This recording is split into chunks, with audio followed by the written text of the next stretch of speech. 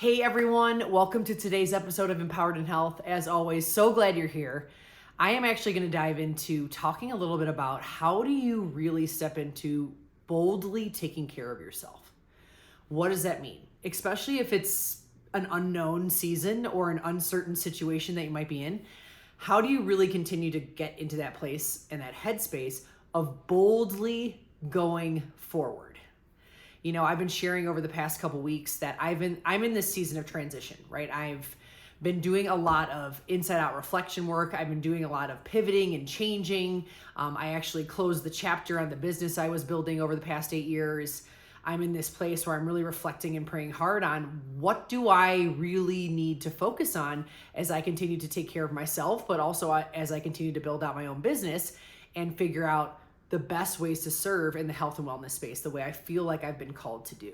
And so I've been investing in business mentorship. I've been, creating other partnerships. I've been looking for strategic, affiliations and stuff like that to really come alongside the work that I'm doing. I've been, making connections and putting myself out there and getting really out of my comfort zone, which feels hard.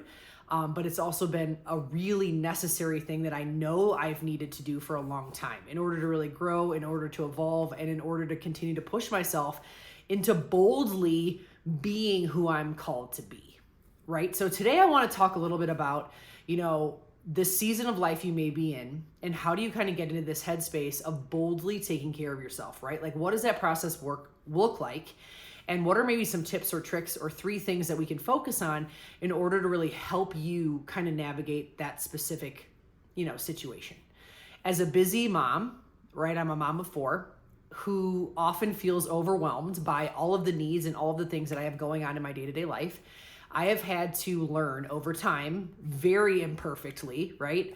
How do I actually make time for myself, right? Like how do I step into being really bold about what I need? And what are the things that I have had to really do in my own life in order to kind of communicate those needs?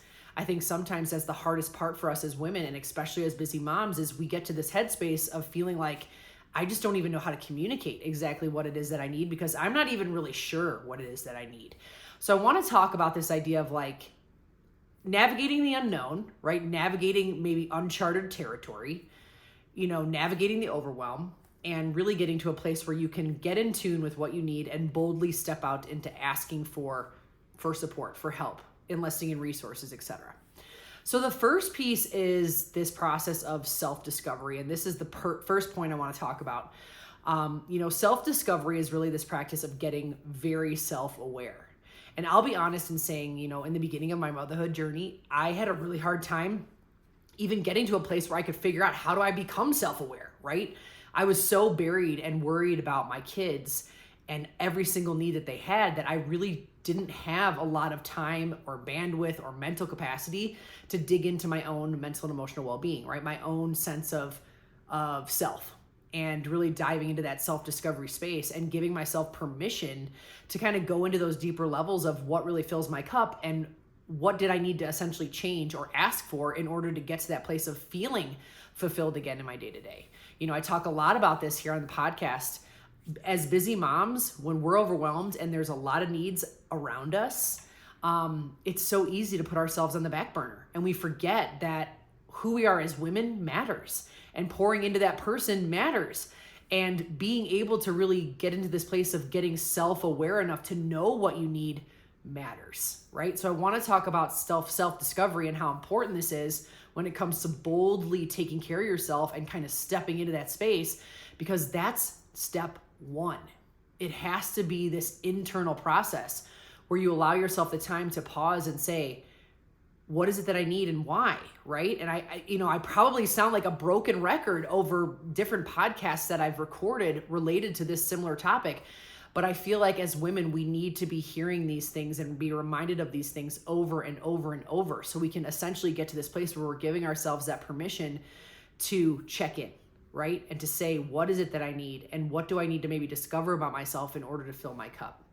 So for me, as a busy, overwhelmed mom, I've had to get to this place of understanding like my self-awareness journey started with really unpacking the mental and emotional load, right? Really understanding like what was it that I was carrying and how could I essentially voice that and put words behind it and get help and support, right?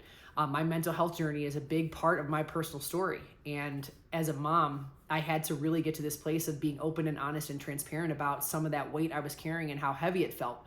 And that is not an easy thing to do. So my best advice, if that's maybe you and you want to get to this place of being able to boldly ask for what you need or boldly step into the support and resources you may need for your health and wellness, find a trusted support system, right? Like whether that's your partner, your spouse, a good friend, a community group that maybe you're a part of, your church, something like that. Find someone that can help you kind of dig into this self-discovery process and help you get self-aware. This is the work that I'm going to start doing more of as a coach inside my wellness program. And, I'm excited to continue to support women with this process because again, this is number one, right? Our mental and emotional well-being is number one. This sense of self-discovery and self-love is number one. This sense of really getting self-aware enough to understand what is it that we need and why is number one. And so I want to encourage you guys to know, like, if you really want to start getting to this place of doing more for you, you got to start inward, right? You have to start with that self-discovery process and diving inward to really figure out one day at a time, what is it that you need? Sometimes it's little things. I need to be the one that's not getting the kids ready every single morning, right? Maybe you need one morning a week where you just get to slowly get up and do what works for you, right? Or vice versa. Like maybe it's in evening time. Maybe there's one evening a week where you just get time for you and you're not doing bedtime and you're not doing the routines and you're not doing all of the things in the evening. Maybe it's one evening for you, right? And communicating that. Maybe it's time away. Maybe it's, some sort of specific fitness, nutrition routine that's going to really serve you in the season that you're in. That doesn't feel overwhelming, that doesn't add to the mental load, but rather helps become a release, right? So again, it's like really taking that check-in time and going deeper to say, what is it that I need, right? The second piece and the second thing I want to talk about is taking action despite fear, okay? And this is, applicable to literally every part of our lives, but especially when it comes to like navigating unknown territory, right? As I've shared, I'm in a messy middle season right now where I'm trying to figure out exactly what it is that forward motion looks like. I'm praying a lot, I'm reflecting a lot, I'm doing a lot of research, and I'm trying to continue to figure out like, what is the action step that I need to take next? And quite honestly, I don't have a clear picture. And so often in our lives, we don't have a clear picture. So even if we go through this self-discovery process, and even when we identify a little bit more of what we may need, we're still going to have to take action even when we're unsure, right? We're still going to have to take action through the fear. Courage is not necessarily taking action because you don't feel fear. It's taking action even though, you don't know exactly what's going to happen, but you trust that it's going to be okay. And that's really what stepping through the fear and kind of going through this piece to the puzzle really is about. It's this action step of just trusting that you as a capable human will figure out exactly what it is that you need to do next in order to really feel good and step into the next season or step into the next practice or step into the next habit or whatever it might be. So don't be afraid to feel the fear a little bit, right? Being in the uncertain, being in the unknown, not really feeling absolutely sure about what you maybe need to do or if it's actually going to help you in some way or if it's going to be, beneficial. You don't really know until you try. You really don't know until you try. And so I want to be someone and a coach specifically that empowers women to know, like, you have to be willing to take uncomfortable action, right? You have to be willing to kind of push through that fear and trust that what's meant for you will come. And through action is where you will learn and where you will grow and where you will essentially be guided. And we don't actually know those things until we take the steps to do it, right? So I just want to make sure that I'm sharing that because I think, again, when you kind of get back to this message of thinking about how do I want to boldly step into taking care of myself? How do I want to boldly talk about my needs or what fills my cup or, what makes me feel alive? There's going to be action inside fear with that. Because when you are trying to really go through this process of self-discovery or learning more about what you particularly need, you're going to have to take steps that you're not necessarily 100% certain are what you totally need. That's scary, right? Overwhelming. And I think sometimes we can get so stuck in that overthinking and that overwhelm and that fear that we don't actually take action. And if I'm honest, that's the place that I've been in for a while. the past couple months, but especially the past couple weeks. And, I shared this more recently on my social in the past couple days, but I've been really pushing myself out of my comfort zone, which is so anxiety inducing, right? It's very fear filled because I just don't know necessarily what's on the other end or what's going to actually happen or how things are going to pan out or if the decisions I'm making are really going to be the best in the end. I don't actually know. I'm literally just trying to hold on to the faith and the prayer and the reflection that I've been digging into most and discerning my best based on where I'm feeling really pulled and called and aligned to go. And so that is my best advice when you're thinking about, again, where do you want to go or what's going to work best for you or what is it that you maybe specifically need? Don't be afraid to just kind of let something pull you, right? Something pull you outside of yourself that feels in alignment, that feels like it's in the right direction, even though it's uncertain and you have some level of fear because you don't really know how it's going to go.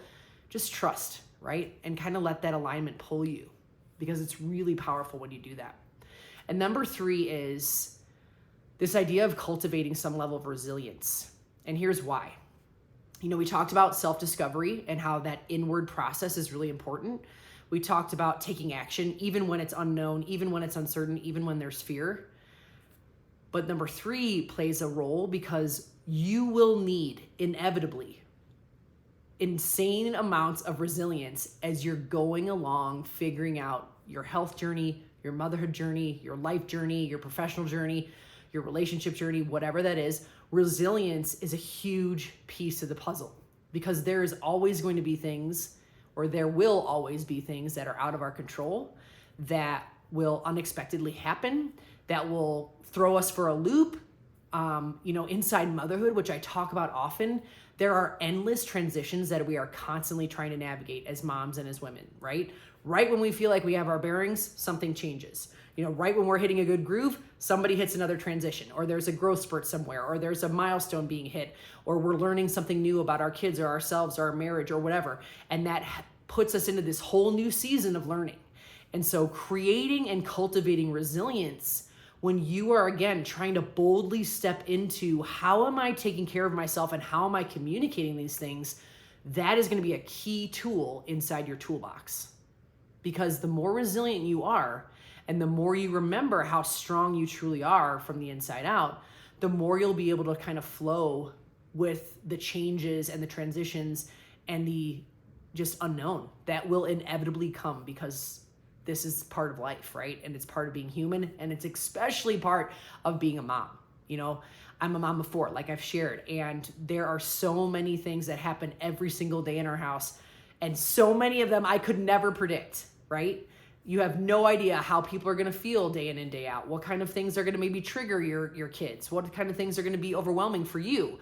You have no idea how anything outside of your home is going to essentially impact your home on certain days, right? So again, there's so much that's out of our control that will inevitably affect our lives in some way that we have to remember that the power of resilience really is a key to taking care of ourselves. Because that is the thing that will help us stay the course, will help us lean heaviest on the routines that help us, on the organization that helps us, on the habits that help us. And, here on the podcast, I talk all the time about, how are we cultivating healthy habits in our days? How are we staying grounded in things that help us feel good? How are we boldly claiming what we need? And as I said, there's obviously this major internal process that needs to happen as you're learning more about what fills your cup and what you really need to thrive on a day-to-day basis as a busy mom, as a busy woman, etc. But inside that, again, is also this idea of taking action through the fear and cultivating resilience for all of the unknown that will happen in your day-to-day. I know it's not easy to get to this place of boldly speaking about what you need. I've shared this too. I think women and moms especially feel like it's selfish to talk about their own personal needs, feel like it's selfish to say, I have a boundary around this, or no, thank you, that's not working for me, or that doesn't serve me, or I don't really want that for my family or for my life, or, whatever it is that you feel is aligned with you and your values and what's going to help you thrive.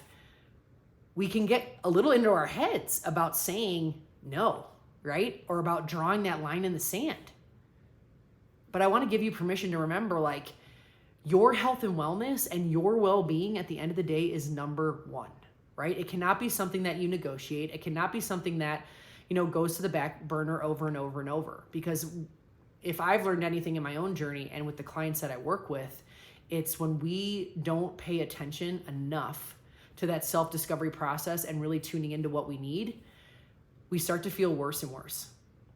And mostly we start to feel worse and worse mentally and emotionally, right? And so we start to carry a lot of that invisible weight that I've talked about in other episodes. And that can become the most detrimental thing of all when it comes to our health and wellness.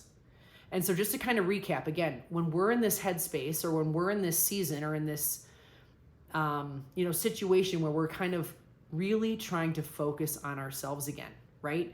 And step into this place of boldly speaking up for ourselves and navigating unchartered territory and really trying to figure out, like, how can I express what I need? It has to start with self-discovery and going inward. Then it has to go to taking bold action, right? Taking action steps, even through the fear, even through the unknown, even though you have no idea, right, where you may go or what actually is going to happen. Taking those action steps matters. And number 3, again, is cultivating that resilience. And remembering that resilience is a key tool in your toolbox, because uncertainty is going to be inevitable, right? Things out of our control are inevitable.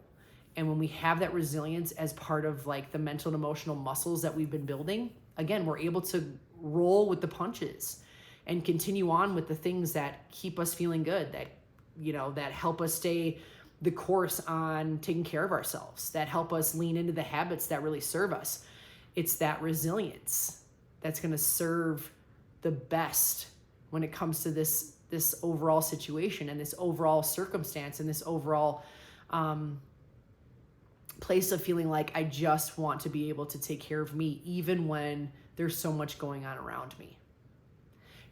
As always, when I kind of come on here and I share my heart and I share my messages, I really hope and pray that I am empowering you in some way to remember how important it is to take care of your inside out health and well-being, right? Whether that's working with a coach like me or working with someone else that can really serve you based on whatever the needs are that you have, having support, having community, and leaning into resources is really going to be one of the most pivotal things that you can truly do in order to get to a place of feeling really good from the inside out. As I continue to navigate my own messy middle and I try to navigate, how do I keep working through my own health hurdles, right? How do I keep staying the course on where I'm feeling called to go professionally, right? How do I keep navigating some of the pulls I've been feeling for, so many other aspects of my life? Like, how do I keep managing these things? It starts with one day at a time, as always, right? And then really boldly, again, going into these things that I talked about today, right? The self-discovery, the taking action through fear, and the building resilience. They really are crucial tools when it comes to boldly speaking up for ourselves as women. And I hope and pray that, this message empowers you to do just that. Because remember, your health and wellness is something that deserves attention, just like everything else in your life. Thank you so much for tuning in today. I'll see you in the next one.